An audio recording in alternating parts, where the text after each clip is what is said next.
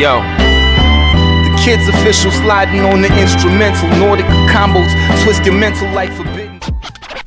Peace to the public and power to the people. What's good, world? How's the world treating you? How are you treating yourself? Well, you treating yourself in a way because you're in tune with the space where the vulnerable are powerful and where the most gangster thing you could do is serve. Welcome, everybody. Breathe easy. This is All the Way Live.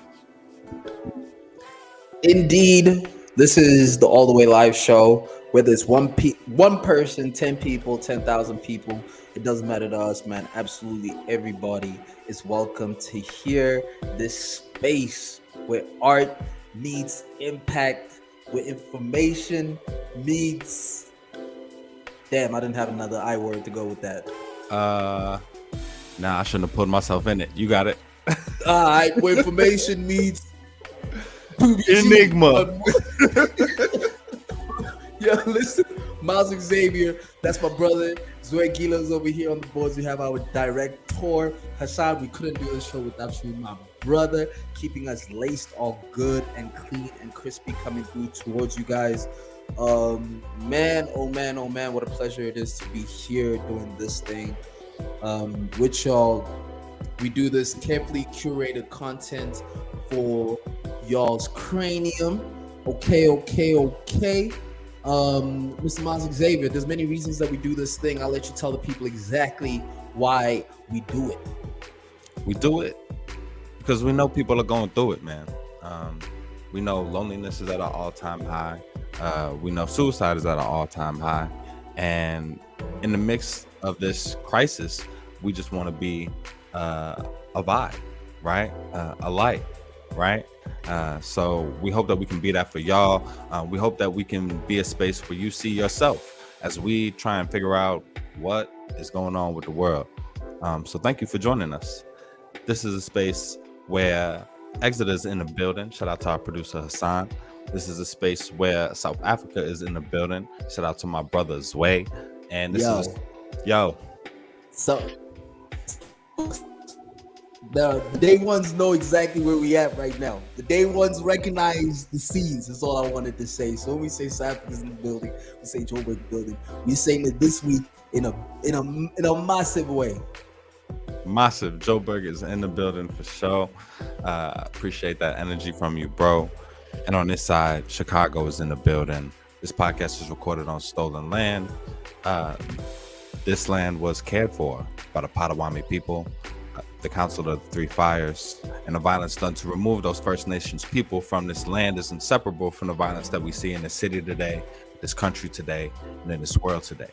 So for that reason, we lift up that history to not only acknowledge it, but to work toward action.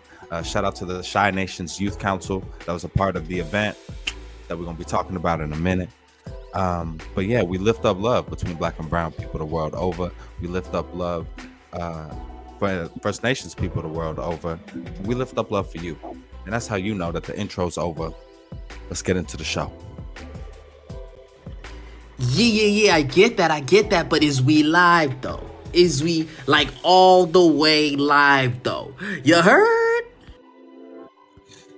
As my brother Miles and I have said, man, one of the things that we dedicate our life to is to helping people. Miles Xavier is an accomplished community organizer operating in the south side of Chicago. Also, the chief executive officer, CEO of the International Foundation, Mandula Foundation, having distributed over 10 million meals, having distributed a bunch of different laptops.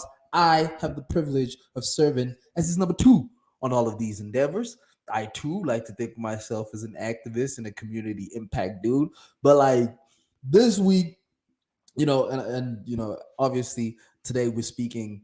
It feels like we're only speaking to the core fans of this show this week. I don't know why, but it feels like we're only speaking to those that have been rocking with us from the absolute beginning. So this week, man, Everybody knows this segment.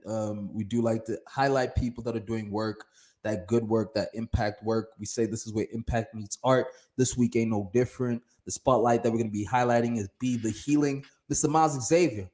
I'm over here living life in South Africa. I get a message from you. You talking about, hey man, I can't talk right now. I'm about to go on stage.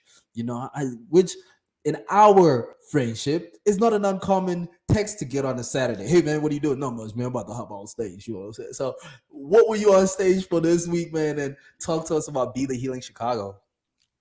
So, Be the Healing is an incredible conference featuring Dr. Joy DeGrew, put on by Organic Oneness, held at IIT's downtown campus.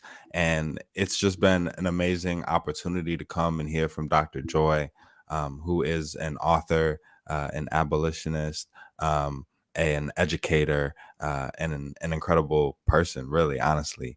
And so, it was super dope to be able to be there, and to hear her speak to a Black audience about having, not like, the theme of the conference was reparations, but it was almost starting from a place of care for ourselves, knowledge of your own worth.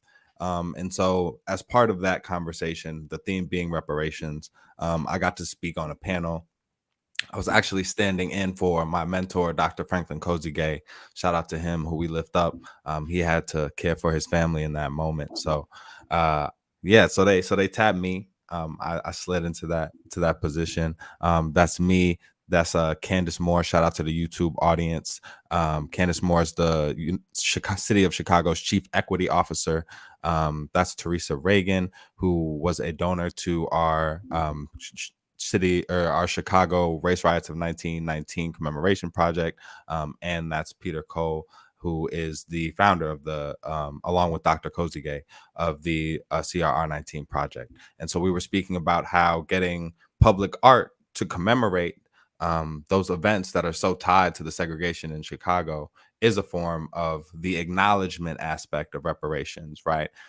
Once you have acknowledged the harm that was done, you can move on to addressing that harm, and then you can hearing from the community what community needs, right? In this case, community being descendants of African American slaves, or African slaves in the Americas.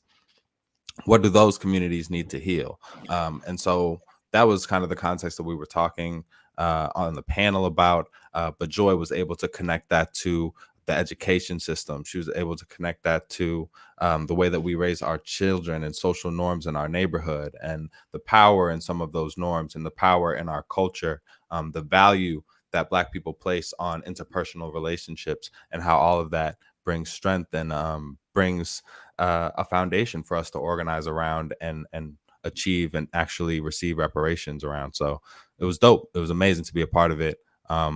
I was running around doing everything from DJing to finding people places to sit. So it was dope. It was really dope. Hey man, they say you can't lead the people if you don't serve the people, and you can't serve the people if you don't love the people. And one of the things, especially for a show like this today, man, where we're gonna get really deep into the cruxes of like social, social equality and equity and things like that. Getting the ability to speak to you, man, is always very valuable to me, because you are so front line when it comes to finding solutions for your community. So, like, what does it feel like from your side, brother, where you get to now, see yourself as, because I know one of the things that inspired you, that maybe other people don't know, is that you were once in the crowd looking at people like Dr. Cornel West speak, and you're like, man, I love that, and I want to be able to emulate that. What does it feel now to watch yourself be not watching the podium, but not actually being behind it and speaking on matters that uplift our people? I'll be vulnerable to say that it feels foreign a little bit. It feels like and in a lot of ways, I am still in the crowd, right? Like, I had to move around. I had to get people registered, make sure people had their T-shirts, their programs, the books that we were giving out, Dr. Joy's book. But also, I made sure I was in the auditorium to hear her speak, right? So, in a lot of ways, I'm still seeing these people who I hope to be able to radiate some of the light they give, right? Hope to internalize some of what they shared and be able to share that with others. But yeah, to be called to contribute in a larger way to those conversations, um, it feels strange. It feels foreign, like to sit at the microphone. But in a lot of ways, it feels good because that was the intention from the start, right? The intention was know enough to be able to share what I have to contribute, and no more, right? And I think that's the thing that's kind of that I'm trying to keep conscious of now is as these opportunities come, taking the ones where I feel like it makes sense. And in this context, thematically, it made sense, but also knowing when to use my position to put somebody else upon that stage. And it's humbling. That power in itself is humbling, and I try to stay rooted and grounded in that. But this isn't a one-way conversation because I could ask you the same thing. I love how you bigged me up and shared some of the titles that I hold. I do not know if I would have as many rings. My hand wouldn't look like Jordan's if I didn't have another Jordan with me, right? It's not 1 and 2, it's A and 1, right? So tell us about how it feels for you to be in those spaces, both that side and how excited you are to occupy that space over here very soon.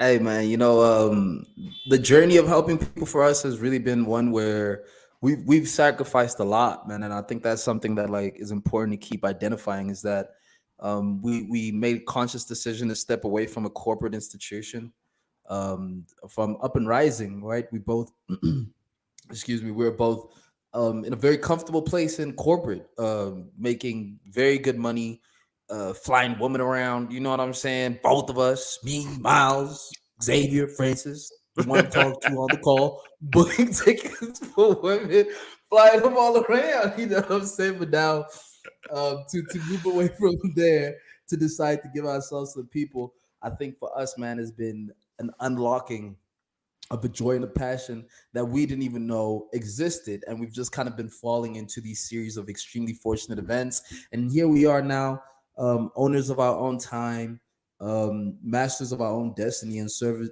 and in service to the people, which is, to me, the best thing, the best feeling ever. So what it feels to me, man, we be working. We be working. It's all it comes down to. We be working, and very soon we're gonna do the same thing in Chicago. Touching down, helping people get seated, jumping up on podiums, all of that. But one thing for sure is our dedication to the communities that we support, man. So I'm excited to see what God has in store for us. I think it's gonna be a very big year. No doubt, no doubt. I love the energy. I love the confidence. You heard it from Zway. Shirt open service. That's what he's embodying right now, baby. You know what I'm saying? This man don't care Two that. times. Hear them shit's jingle. Hear them shit's jingle. Come on, man. Let's yeah. On that note, I'm actually under the weather. imagine if he wasn't, y'all. Yo, stumbled upon.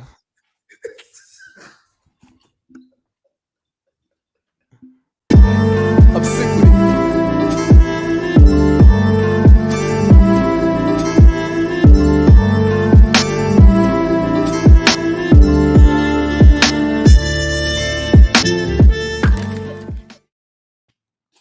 This week on Zway Defends Some Bullshit. Zway, there's a crisis going on, right? And one that to me feels very, very juvenile. That echo joint is back, by the way. We got to work on that. Thank you. So what had happened? And let's start the story at the beginning. In April, Texas Governor Greg Abbott started busing migrants released from federal immigration custody to where was he busting them to? New York. He was busting them to Chicago, DC, right? So my man's finding people and putting them on buses, right? These people that have come to the United States seeking refuge, right? Last week, Florida's governor, Ron DeSantis, paid a private charter company to fly 50 mostly Venezuelan migrants from San Antonio to Martha's Vineyard, Massachusetts. Martha's Vineyard was the location he chose because it's a spot where rich liberals are known to hang out. And so the point being made was our states have to deal with this influx of immigrants because of liberal policies. So let's see how you deal with them if we just ship them to where you at. Zoe, what was your first reaction to getting into the story? First of all, I don't like how you started this segment off with Zwe defense some bullshit. I don't like that. I mean, I'm just guessing. I'm guessing what side of the fence you gonna be on. Which side of the fence you think I'm gonna be on? I'm playing, man. I'm playing. Yo, y'all out there tuned into the last couple of episodes, man. Zoe has played devil's advocate is what I'll call it. But very well, man, very well. And in your defense of some of more right-leaning policies and ideologies. And I don't think you're gonna be on the wrong side of this one in any way, shape, or form. I just wanted to frame it as that for fun. Damn. This week is controversial. Oh no. And this is Rick. Baby, I doth protest too much. Nah, man, I think there's a lot of ties. There's a lot of ties to this. One thing, like I'll tell it to you like this, man. I love coming to have these conversations with you. I find these ones the most organic ones between us because we haven't spoken about them outside of the show, and I have so much that I'd like to get your opinion on, and I feel like it's vice versa, right? One thing that in researching what was happening, and I think what's important to contextualize the mass movements of these people, especially like you said, many of them are Venezuelan, is what's happening in Venezuela.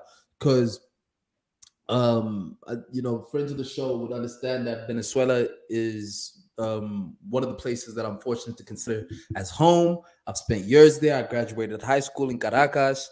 I was there under Chavez's time, so I'm what's happening in Venezuela has a very deep connection to me, and I find that that's often almost what is lost when it comes in speaking about migration issues, is that nobody wants to leave their home. Nobody wants to leave and flee their country. It's not an easy trip. Look, if I had to tell you, bro, drive 16 hours to a buddy's place, you wouldn't do it. It's too long. Now, think about walking 16 days to somewhere where they're going to call you an alien. Like nobody ever wants to be able to do that. And a lot of the people that we're speaking about are victims, So in this mass migration situation, one of the things that I've been finding very interesting is I don't like the fact that people are being used to make this example, but I do like the intention of making the situation real to the lawmakers and to policymakers, because a lot of the times people might be very disconnected. They might be very disconnected to the laws that they put out, how they'll impact the communities, or how they impact the communities around them. But like, if it is the case, right? And one of the things that the governor of Florida had said when he shipped them, he says, "Look, we're not a safe haven state.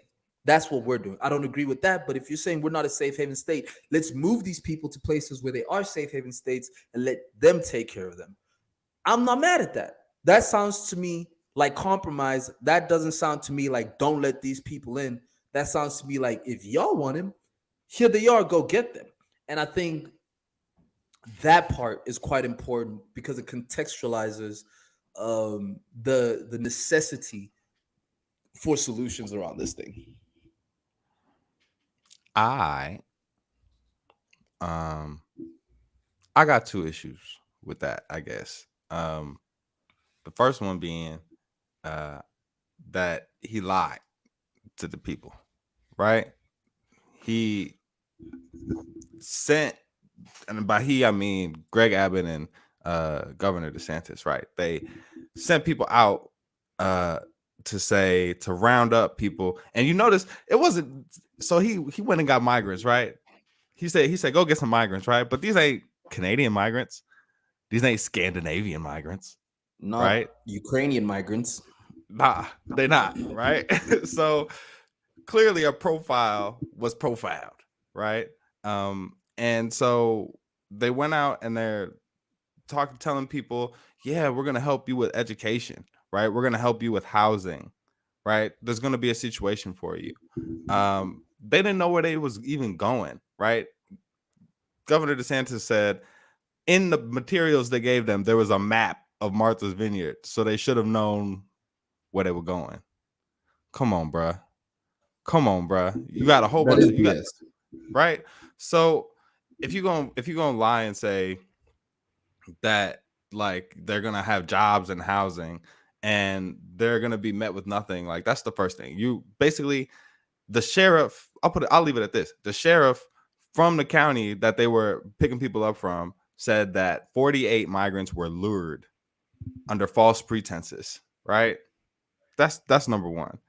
Number two is cool. If the end goal is these certain spaces have said that they're going to provide refuge for these people and we want to transport them to those spaces, how about call them first? How about say, hey, we go send some folks your way, because you're not dealing with, this isn't like you know what I'm saying? This isn't a box of some type of merchandise or like that's gonna arrive there and it's like, hey, deal with this. These are people, right? Yeah. They intentionally chose not to call ahead to anybody on the other side so that basic arrangements could be made, right? Like, come Yeah. on now. That's my gripe with this. That's my gripe with this thing as well, right? Which is that these guys they get there, they're not told where they're supposed to go. They're let out in these cities midday. It's busy. Obviously, I'm sure the energy is not well receiving for them, even though some people do try to help them. They're confused. They've been traveling. Some of them have lost family members, and they're just kind of dumping them, right? So that is the inhumane element of it. Is just no concern about what happens once they get there. I do think that a similar statement of a same level of impact could have been done when you do engage the other community organizers of that place and be like, hey, yo, we got migrants coming in, be there to receive them. That doesn't take away from the message. I think, that's where it becomes a bit vindictive, and now you're using people in order to be pawns in a political scheme, because it is a political game. They're also sending migrants to the door of the US Vice President Kamala Harris. They're also sending migrants there too to make a similar statement. The timing, man, timing is always something to look into. We know that elections are coming up very soon, so it's hard not to see this as a political play in order to draw up some of the hype around this hot topic, which is migration, which we do know that red states are vehemently against and blue states are more open against. So it is messed up, but it's kind of it kind of feels like to me a bit, right? It kind of feels like to me a bit that this might be in a very twisted way, and if I'm being idealistic, right, and optimistic, a first step forward in coming up with some form of solution where safe haven states, maybe it's like a above ground railroad. Oh no. Damn, I knew it. My bad. I'm trying to create content, bro. Nah. He said that oh no was too quickly. All right, look, scratch that. All I'm saying, get them to the place where they can get to. There's nothing wrong with saying get people help, right? This live, baby. Yo, That's in Hassan, there. go ahead and beat that. That's etched into the archives. There's nothing wrong with being like, get them to the people that can and are willing to help them, but make sure that those people are prepared to receive them. And here's the thing, right? My man, like we said it quickly, so you might have missed it, but DeSantis paid somebody in San Antonio to collect this profile of migrants that were supposedly could end up in Florida. This man is this not waiting until they get to his state, but proactively collaborating with other red states to be like, round them up where you got them. Don't even let them get here. We're going to ship them somewhere else, right? Without telling them. And he doubled down on this, right? He used $12 million to do this, right? That's 50 migrants. You don't got to be a whiz at math to know that 12 million could have been spent another way, right? Like, Give me half of that. I'll take care of 50 people yo, for a year. and do and has. You feel me? So like, come on, bro. Like, but this man's response was, the legislature gave me 12 million. We're gonna spend every penny of that to make sure that we're protecting the people of the state of Florida. So we know what that means. We know how he's trying to spend it, right? Like, You know, like part of where I get a bit of part of where things get a bit complicated for me, right, is because when you know, looking into the research, a lot of the places where these Hispanic migrants are coming from are in Hispanic communities. And funny enough, a lot of people in those Hispanic communities actually are very much against migrants coming into their communities, right? We do know that a close to almost 50% of the people within those communities voted for Trump, citing specifically that his tough stance on migration is something that they agree with. So how do we, because also we have a similar thing in South Africa, right? Granted, South Africa has a racist issue, or a xenophobic issue, but it's kind of like, how do we accommodate the reality of the communities that are the ones that are getting hit by the wave of these people coming in? A lot of the times they do not have the infrastructure to be able to take care of them, house them, feed them, because they themselves are low income households.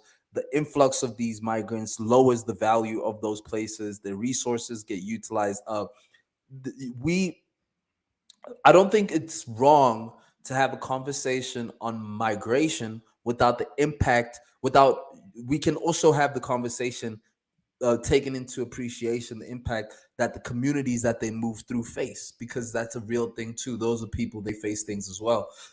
If we fail to acknowledge all areas of who gets impacted, I don't think we can ever have a solution where everybody is championing behind it, supporting it, and moving towards it. You'll find some communities feel unheard. They feel like they've been taken advantage of, and then you get these hard stances on no migrants, whatever, and then they start, you know, then the violence starts happening. So that's, you know, that's something that stood out to me. Same thing in South Africa. Now we have one of the largest migrations. We have the largest, we taking the largest migrants into Africa than any other continent. You know, a lot of the front facing communities are impacted by that. We already have a social health, a social currency issue. We don't have enough money, no social welfare. The country is buckling under its own weight, and this is adding weight on top of it, undoubtedly. You know, it doesn't mean we shouldn't accept them, but it's also a reality of the impact of taking in a lot of migrants. I'm not sure what the solution is. I feel you. And I think I think my response to that is, might sound overly simple, but it's that the solution for sure is not to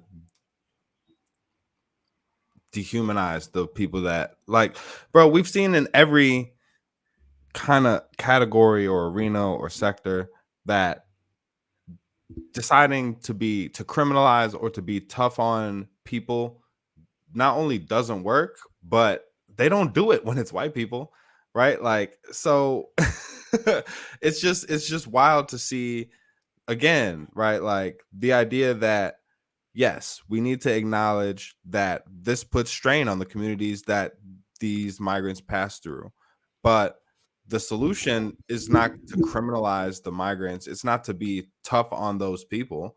The solution is to figure out, how do we communicate with those spaces again that are willing to take them on.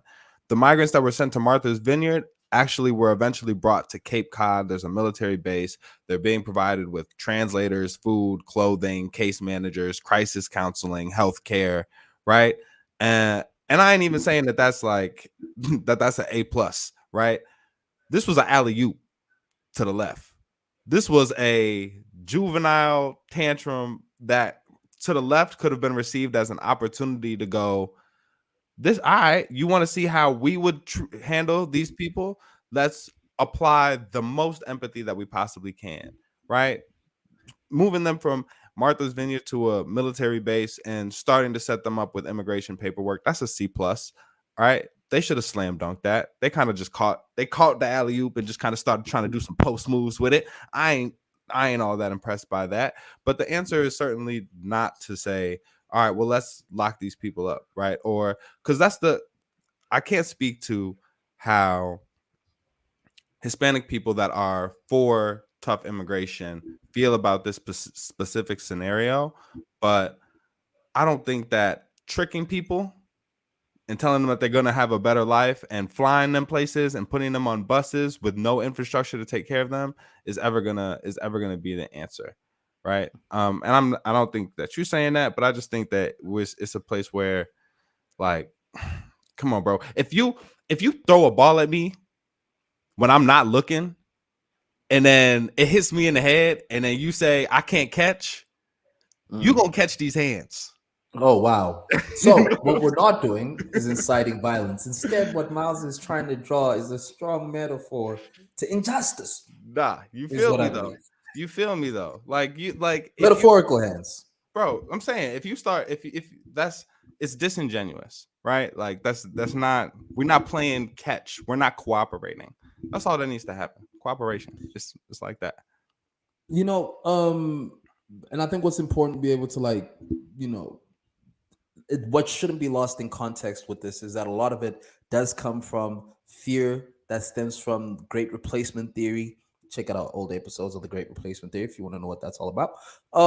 But there also is a lot of fear mongering that exists from it, right? Down to the naming, invasion, things like that. I like I like the fact that in California or in Cape Cod, where they took these people in, how they treated them when they got there, utilizing military barracks and things like that. Wouldn't it be interesting if instead of a predatory prison industrial complex that looks to incarcerate Black and brown people unjustly, instead they create a migrant industrial system that can allow these people to get taken in, housed, because we know that they're willing to work, we know that they're capable, and it can also allow for easier tracking, easier vetting, put them into a first world refugee center, because that's what these people are, man. In Venezuela, 5 million people have left Venezuela since 2017. 800% inflation is the highest inflation in the world, only second to Zimbabwe. 70% of Venezuelans lost weight in 2017 due to food shortage related reasons. Things are really, really, really, really bad over there, so you don't get this mass movement of people without something being bad. And let's not look past the empathy that we've showed to others. Look what we did for Ukrainians when they got into a situation. Almost the same amount of people, 5 million Ukrainians came out. Bro, there was old women letting Ukrainians sleep on their couches. So we do have the capacity and the industry to be able to accommodate it. It's not an unsolvable thing, but it will take a humanitarian effort into it. Then if we are saying that most of them are criminals that are coming in, whatever the case is, then that opens up a bit of conversation around how do we vet people? What's the process that we go for monitoring and things like that? Uncomfortable conversations, but also if we're talking about dealing with the mass movement of people into a society, then that might be something that can get considered. I think there's a lot more room for us to be able to help people than what we're doing right now. Where I would start, put them into places where they can be housed, be fed, and then they work. And then maybe they work off the value of how much it costs for them to be in those spaces. My 2 cents. Hey, man, I think you nailed it, bro. Like, I think it's about, I think I'm wary of the idea of like a modern refugee center and giving people a designated space to have to live that are coming from a certain place, right? We've seen that with First Nations people, with reservations, and we've seen that with East Asian folks and concentration camps, right? So I think, but the idea is there does need to be some organization around this, like you said, when there's a mass movement of people into a country, some type of way of documenting them and putting them on a path to some type of life that is better, right? Whether that is full citizenship, whether that is some other way, that pipeline that we manage, but it's treating them like humans along the way, and it's not playing games with people's lives along the way. I think is the bottom line, and I think you captured that. So it's crazy out here, man. It's wild. It's crazy. It's wild. And we do not drop the theme about treating people a certain type of way. I hope y'all are enjoying this carefully curated content. It's always a live show, so definitely be sure to join in through the comments section. If you're watching on the YouTube channels, let us know what it is that you are thinking. Without further ado, let's get into current news.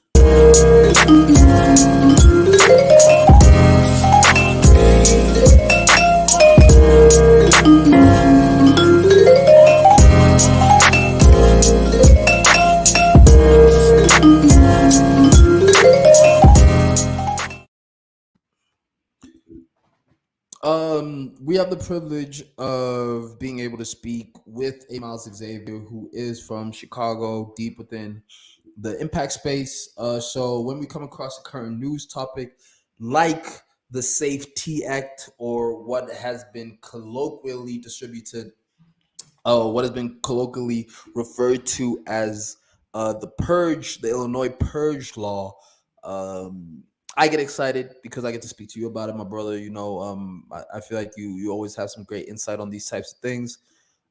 Quick overview on what the Safety Act is. It was recently a bill that takes effect on January 1st of 2023.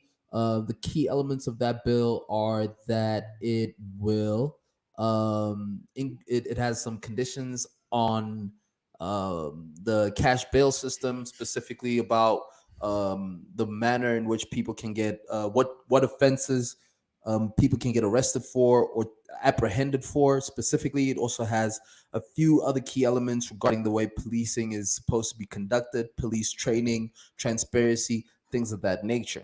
Social media has been up in arms over this, calling it a purge law, insinuating that the Safety Act, in fact, encourages people in order to be able to do crimes, because then the police do not have a mandate to arrest them and instead will write them tickets.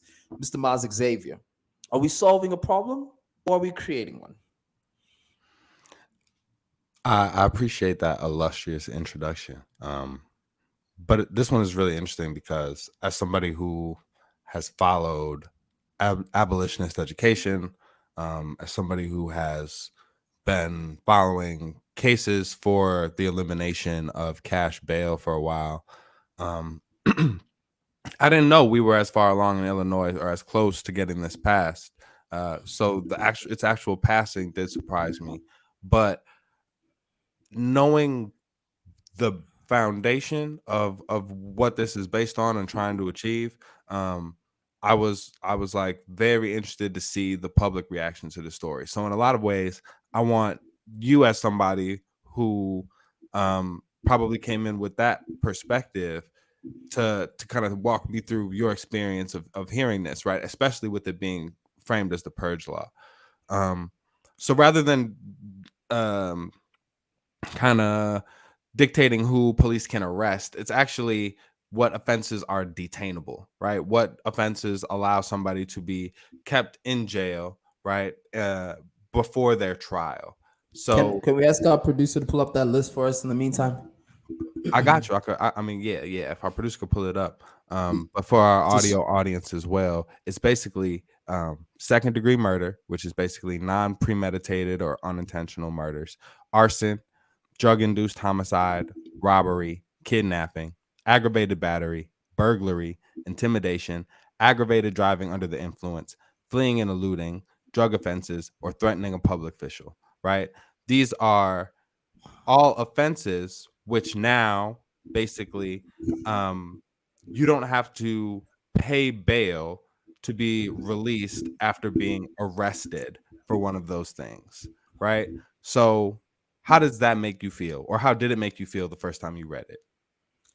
I'm not gonna lie, man. It took me a while to be able to understand the purge law element of it.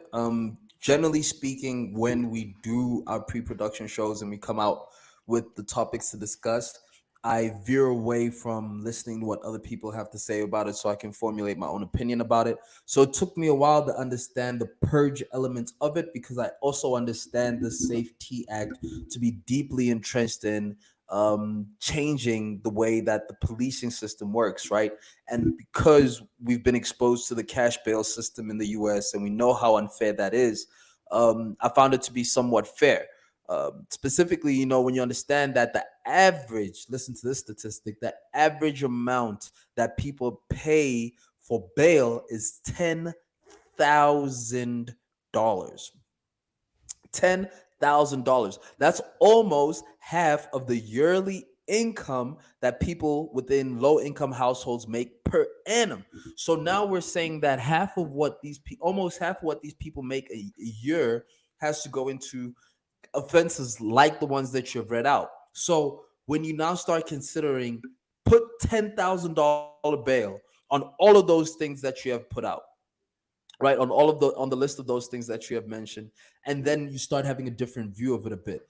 Then once I started getting into the list, right, it definitely, then I could see the elements why people call it a purge law, because you get arrested, arrested not detained, things like that. I I'm on the fence a bit about it both, but where I got lost in all of this is when I was hearing the police when they were describing what it is, how this will impact them. They were saying that, listen, this is going to make policing difficult because now they have to buy more body cams because the Safety Act asks for police to have all police to have body cams. They're saying that it's going to be expensive for them. They have to buy more body cams, more people to analyze the body cam footage, more training, things like that. So when I see that, I think to myself, in fact, these are things that we've been calling for and asking for them to conduct for us for the longest time. So I'm not necessarily mad at it. The purge element of it, I could see how people feel about it, but I think there's a bigger play to this, and people are focusing on a very marginal element of what this act is actually really all about. I hear you. I hear you. And there's the money for those things, for those body cameras, right? The Chicago Police Department got 258 M's, millions of COVID relief money in the city of Chicago. So, oh yes, they should all have cameras. They should all have a couple. They should be walking around looking like this iPhone. They should have 3 cameras on themselves. Oh, Mouse has got an iPhone. Hey, bro, that's a whole nother topic. But so the money for that is there, but I want to dig deeper into what you were saying about you get what people, that instinctual feeling when you read off that list, right? Tell me a little bit more about that. I mean, can and if I can ask our producer to just pull up that list again so we can just have it open for public view. Look, man, I think because I've done so much research, I know that people out on bail are not people that are the most likely to be able to commit offenses. That's not necessarily the case, right? So there are certain laws that are more indicative of who will create on who will be able to do another crime. Because the thought is, if this is the act, police cannot detain these people. They'll come up, do these crimes, and then they get to go home that day. That's not necessarily the full case too. So let's have a quick look here at this list, right? Second-degree murder, drug-induced homicide, arson, aggravated battery. That kidnapping one is a bit wild. Burglary is also a bit scary. Aggravated DUI, aggravated fleeing and eluding, drug offensive, threatening a public official. So off of reading this, it is a wee bit scary. I'm gonna say it is Why, a bit scary. Why is it scary? Like, and you kind of alluded to it, but let's walk. It's the misunderstanding that I can do the burglary. Police come. I'm holding a PS5 in my hand and be like, all right, what now? The police will be like, safety. All right, safety. You'll slip. You better not do this again. Come back later. That's the preconception of what the Safety Act is. All right, there we go. And I feel like that is scary, right? And in having this conversation, I wanted to lean into like that fear that's natural, and then walk it to like what's actually. So in that scenario, what would happen is the burglar would still be arrested, right? He would still be processed. Then he would have 48 hours where a prosecutor now has to prove why this person specifically represents a threat and should be held in prison until their trial, right? 3 out of 5 people that are in jail right now in the US have not been convicted of any crime. So the reason why something like the Safety Act, and I've allowed us to like have the conversation in the way people are having the conversation, calling it the purge law, but that's framing, right? It's much different if we call it the Pretrial Fairness Act, right? Oh man, we just shifted the paradigm on it, right? That sounds so much more fair. Oh, right. Yeah. The Pretrial Fairness Act, right? The idea that innocent until proven guilty equates to everybody. Because here's a little secret for you, right? If you're worried about people that have done the things on this list getting out, I'm going to shock you. I'm going to hurt your feelings a little bit. They're already getting out. If they rich, they paying bail and they getting out. Okay, so I like how we got here, right? Um, I like that the Pretrial Fairness Act. What is also unfair, bro, is that the current law as it stands leaves the judge to be able to exercise their personal discretion on who gets bail and who doesn't get bail.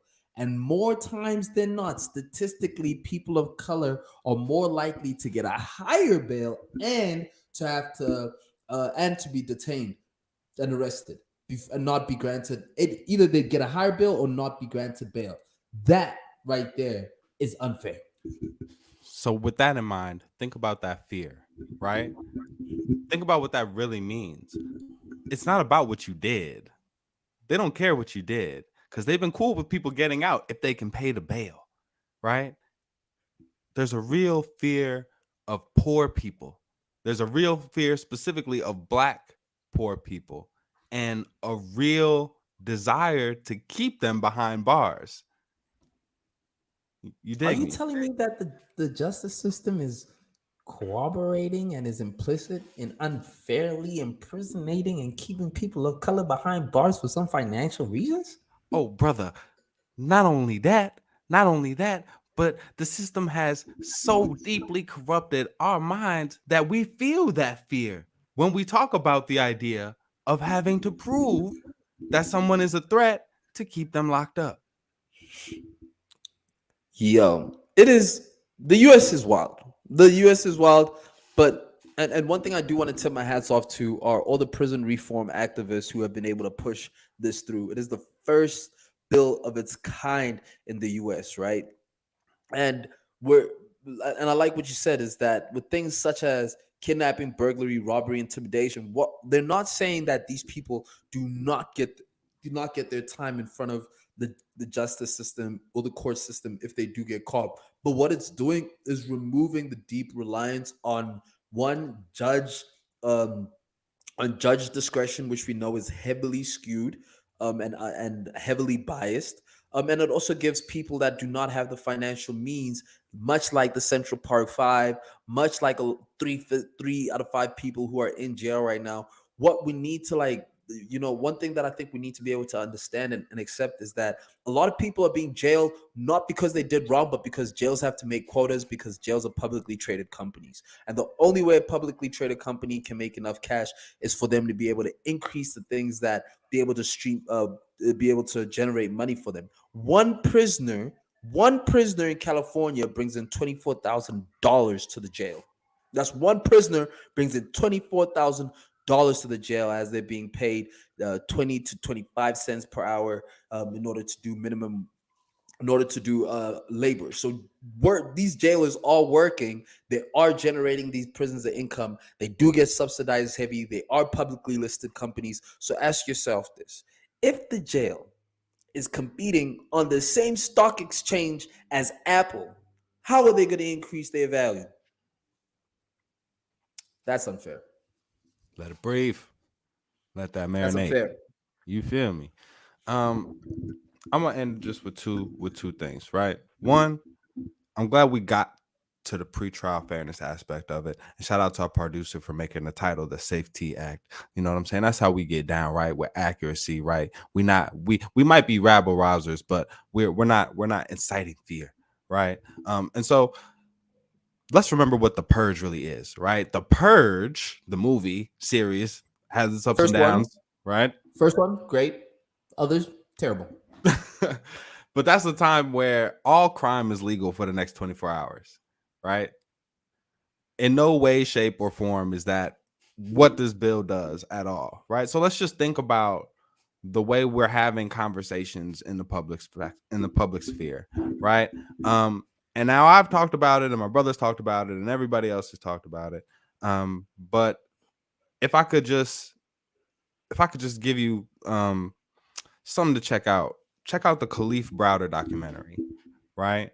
A person that was incarcerated because they couldn't pay their bail, and just go ahead and check that out. Khalif Browder. Give that a look as a companion to this conversation, yo. Let's Do get into some that. hip hop. Let's do it.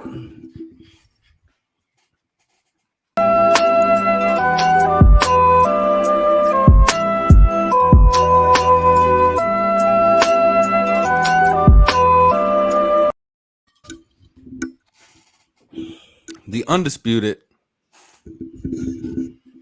number 2 CMG Artist of the Year.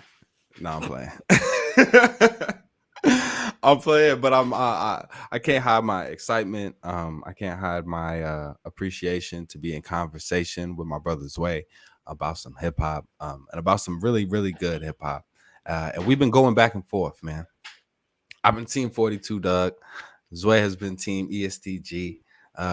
And both of us, I think, have a lot of respect for both artists. But I've been saying Doug, and he been saying G, and ESTG has just dropped I Never Felt None, and now we got to talk about it. And go on, get your shit off. Look, man. So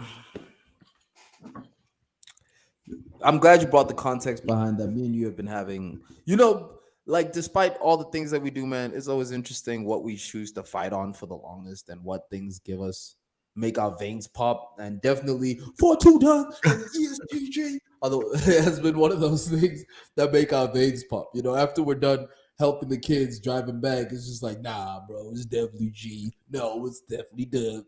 I always find that quite funny. This is pretty interesting to me. When this dropped, I was extremely excited. Yes, I do wear the G cape.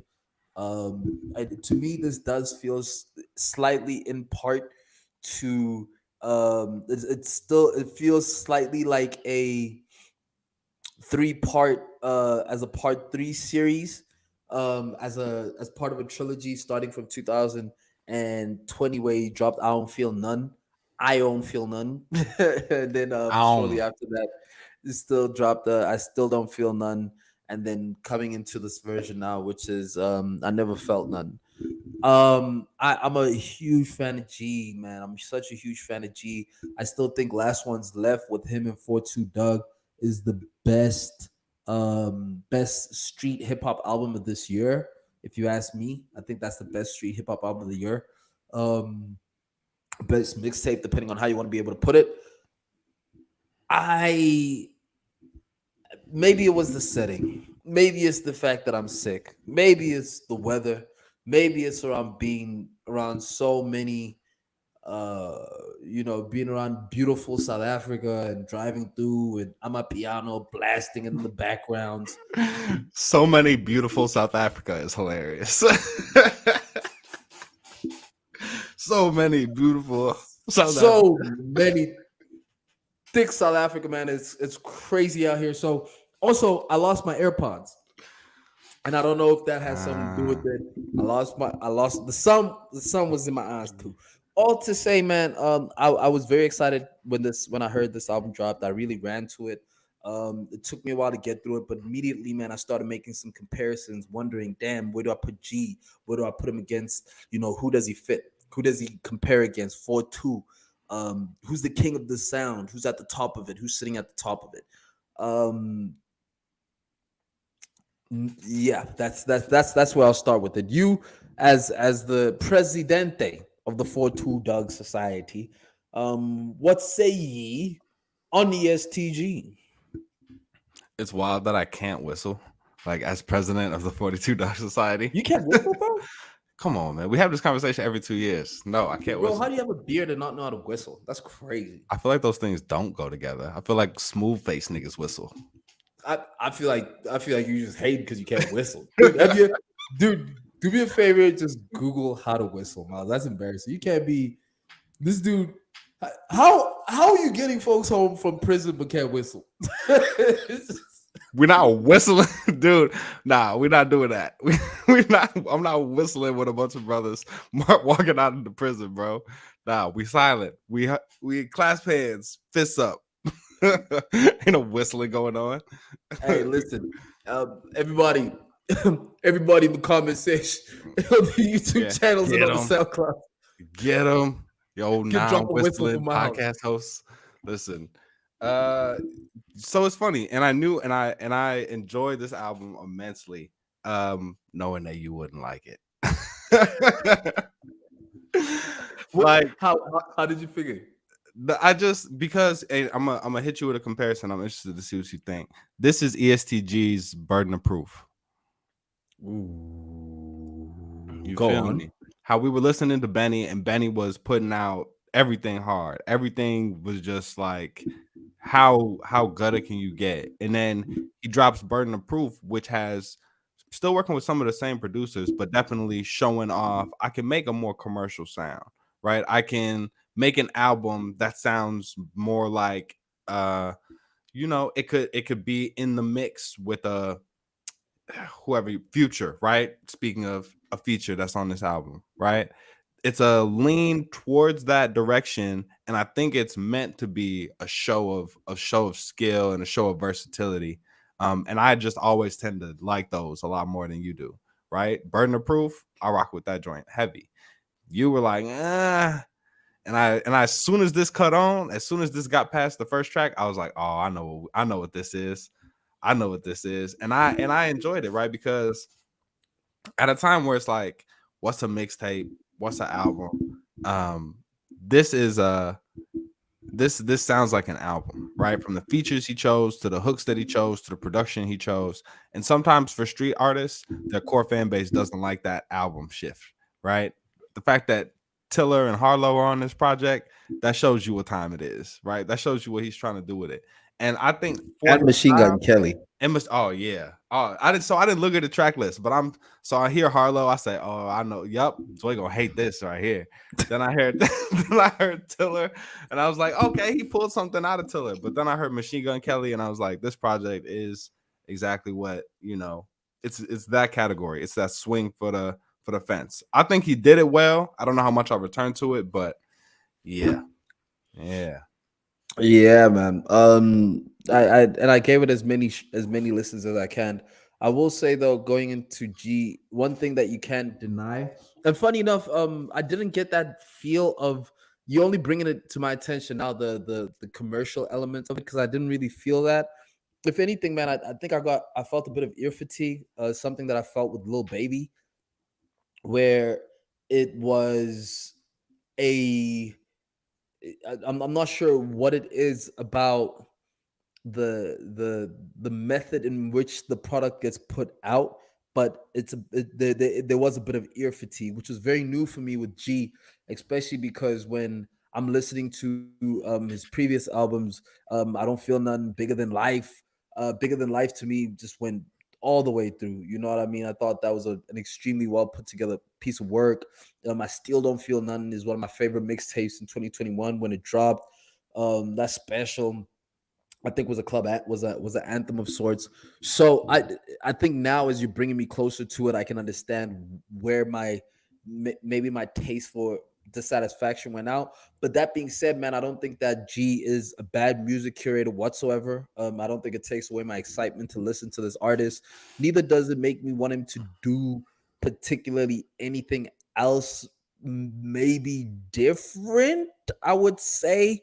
But the one thing, man, Dirk is influencing so many of these rappers right now. It is insane. So when I listen to rappers doing the Dirk melody, it just makes you go back to Dirk. And I listen to Dirk and I go, Dirk is so well rounded. It's actually quite insane. Dirk might be Dirk might be the king of the new school, man. Like when I'm listening, especially when you hear things like this, right? And it took me a long time to be able to get there. But when I look at the 7220 album, the 7220 album that Dirk just dropped, it has all the elements of this that you would like in there. You know what I mean? But just done at a better place. So what I would say to all these guys, we all like Dirk. Don't try and be Dirk. Try and be you. Try and be you. I would love to, man. We talk. Maybe it's because these dudes is locked up, but I would have loved to have seen a Yo Gotti feature. I would have loved to have seen a Dirk feature. I would have loved to seen a Baby feature. I would have loved to see more of the CMG artists on here. I would have loved to see Mozzie on here. I would have loved to have seen, there was so many different things that I would have replaced this album with. I wouldn't go directly to these features. Yeah, man. Yeah, I knew. Yeah, it's on you. It's on you, and it's funny because we like what we like. I thought that there were a lot of things here that I did like. Highlights, Hell, the production of Hell, the distortion on the hook of that song, dope. Definitely a Dirk influence, right? The melodies for sure. Come Home, Both Arms, I Won't Let Them Kill Me.